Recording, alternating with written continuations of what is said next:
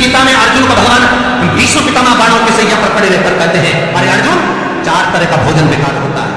पहला, जिस भोजन की थाली को ठोकर लग गई वो नाली में पड़े हुए कीचड़ के बराबर होता है। दूसरे नंबर का भोजन, जिस भोजन की थाली को कोई लांग कर चले गया वो भोजन भ्रष्टा के बराबर होता है, गंदगी के बराबर। तीसरे नंबर का भोजन, जिस भोजन की थाली में बाल पड़ा हो, केश पड़ा हो, वो दरिद्रता देने वाला होता है। और चौथे नंबर का भोजन अर्जुन, अगर पति और पत्नी अगर एक ही थाली में भोजन कर रहे हैं तो वो मदिरा के तुल्य होता है। यदि पति और पत्नी एक ही थाली के अंदर बैठकर भोजन कर रहे हैं तो वो मदिरा के तुल्य है।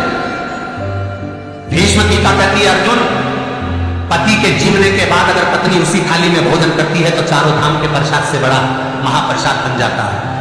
और यदि पति और पत्नी का नियम है कि हम दोनों को साथ ही भोजन करते हैं तो हाथ जोड़कर निवेदन है, साथ भोजन कर्म मना नहीं है, 2 थाली अलग अलग लगाओ, पर पति के साथ बैठकर एक थाली में खाना रोज प्रतिदिन मदिरा को निगलने के बराबर है।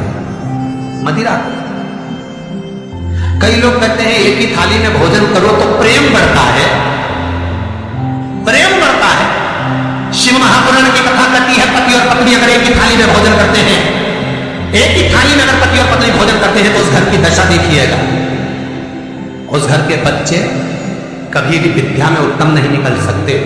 उस घर के बच्चे कभी भी सत्मार्गी नहीं निकल सकते, मार्ग से विचलित ही निकले, क्योंकि मदिरा के नशे में पैदा हुए हैं। तो सुन अर्जुन,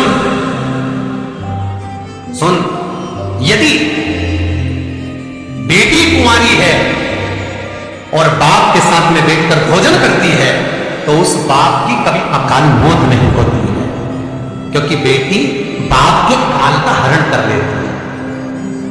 बेटी कुंवारी है, बेटी की शादी हो जाए जब भले वो पिता के साथ भोजन ना करे क्योंकि गोत्र बदल गया, पर बेटी जब तक कुंवारी है बाप के साथ बैठकर भोजन करेगी तो बाप के काल को हरण कर लेती है। ये उसी तरह जैसे एक गाय ब्याह गई हो और एक गाय कुंवारी हो। महाराज, ब्याही हुई गाय का गोबर से लीपने से ज्यादा फलदायी होता है कुंवारी गाय का गोबर से लीपना, वो ज्यादा फलदायी। बछिया के गोबर से, कुंवारी गाय के गोबर से, जो ब्याही ना, कितना कितना शास्त्र प्रमाण देता है। महाराज, कई लोग दुखी भी हो रहे होंगे आज हमारी कथा सुनकर कि भगवान गुरु जी आपने कह दिया कि एक थाली में भोजन मत करो, हम तो इतने साल से करते हुए आ रहे हैं और अलग अलग करेंगे और ऐसा और वैसा। कई लोग तो चैनल ही बन। शिव महापुराण की कथा करती है, यदि आप भगवान विष्णु के मंदिर गए हो, सत्यनारायण भगवान के मंदिर गए हो, राम मंदिर गए हो, कृष्ण मंदिर गए हो, दत्त मंदिर गए हो, किसी भी देवता के मंदिर में जाते हो, वहां का प्रसाद आप 15 दिन 20 दिन तक रख सकते हो, पर शंकर का प्रसाद रात भर नहीं रखाता। क्यों? क्योंकि शंकर का प्रसाद एक दोपहर संध्या तक आपका है।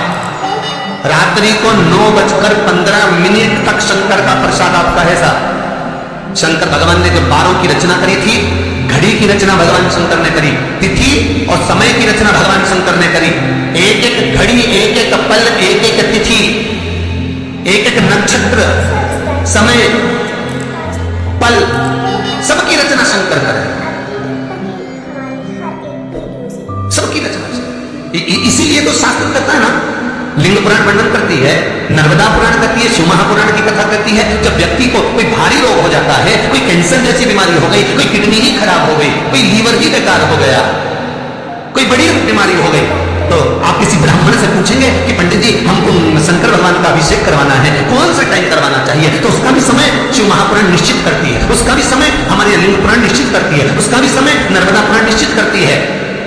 तो कुमार खंड के अंदर शिव महापुराण के वर्णन करा गया कि 9:15 रात्रि को कोई बीमार व्यक्ति का यदि उसके हाथ से अभिषेक प्रारंभ कराया जाए, या उसके ही कुल का, उसके ही गोत्र का व्यक्ति शंकर का अभिषेक करता है और शंकर के नाम का स्मरण करता है, तो वो अभिषेक तो करे, साथ में जो मनोरथी है, यजमान है, वो महामृत्युंजय मंत्र का जाप करे, तो कहते हैं रोग समाप्ति की ओर आना प्रारंभ हो जाता है।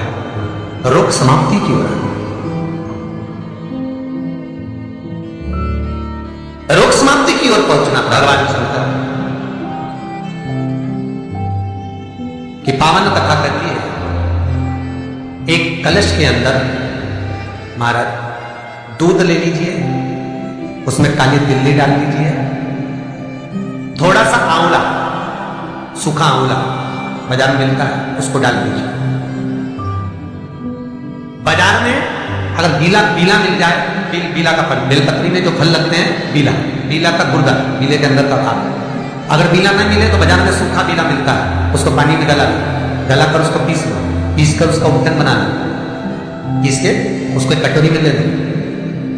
उस उपटन को, जल के पात्र को, जो व्यक्ति घर में बीमार रहता हो या जिसको बुखार ज्यादा चढ़ रहा हो, उतर नहीं रहा हो, निमोनिया जैसी बीमारी हो, बड़ी से बड़ी बीमारी भी अगर आपको घेरी हुई है, तो आप अपने हृदय चित्त से स्पर्श कराकर, कोई पलंग पर पड़ा हो तो उसका हाथ का स्पर्श करा, जो स्वस्थ है उसके ऊपर से उतार कर भगवान शंकर को ले जाकर वो पीले का उपटन शिवलिंग पर लगा दे, और जो जल है वो शंकर जी को समर्पित कर।